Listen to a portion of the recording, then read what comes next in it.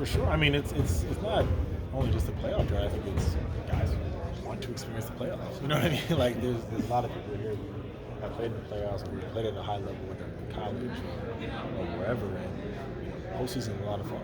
So I think more than anything, guys want that experience and they know how much of a catalyst that can be for all things basketball. What's the atmosphere, the vibe like with this team ahead of this season compared to years past since you've been here? Every year is a new year.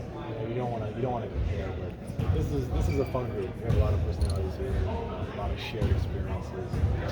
Guys who have played at different stops together, so it's been cool to see different synergies that have naturally formed. Are you seeing some more camaraderie amongst the team heading into the season this year? Yeah, well, like I said, with the preexisting races, right? I mean, this is me and Kent's third time, being teammates.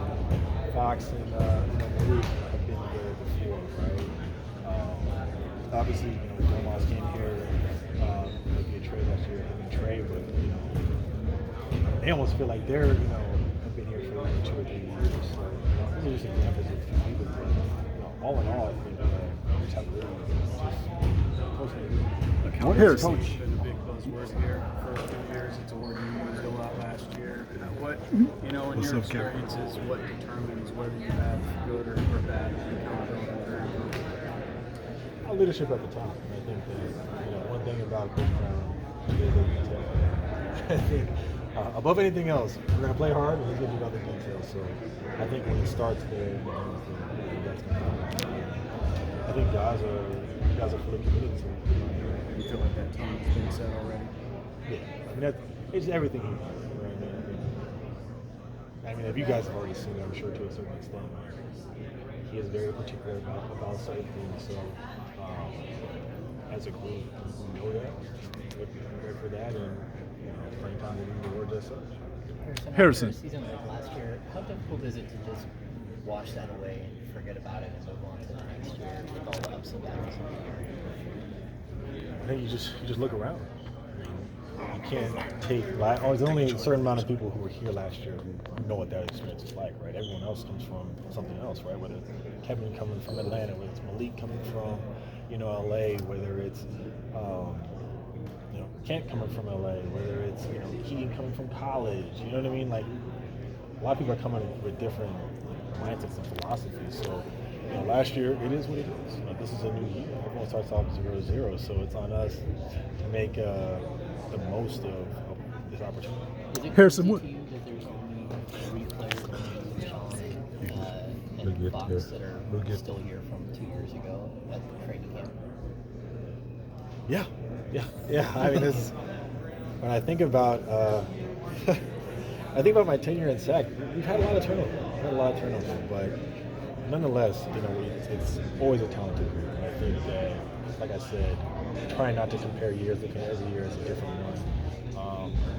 We have a lot of good pieces here, and like I said, Coach Brown is committed to the details. So that's what we're all looking forward to, kind of building from here on out. Harrison, Keegan Murray, he said you were one of the first people that reached out to him after he was drafted at Sacramento Kings. You're both Iowans, and he idolized you, and you're big stars in that area. Just want to get your thoughts about him, playing with him, and his ability to play this game, because some people didn't think he was worthy of that 4th pick. Matter of fact, there's a couple of people in this building that didn't think that, but he's here. Go ahead. No, I mean, Keegan. Just want to put that out. He's a great person, first and foremost. So I think that's really important, just in terms of your success in this league. Talent can take you so far, but honestly, if you're not a good person, then it's going to be cut short. So he's a tremendous person, extremely hard worker. I think any doubts about his ability, whether it's to be the 4th pick or to play in this league, hopefully were silenced, by his play in summer league. And I think he's going to come in here. He's going to have a lot of opportunity early on. He's going to be able to learn on the fly, play a lot of minutes, play a lot of big minutes for us. Be a huge contributor on this team as a rookie, which is huge.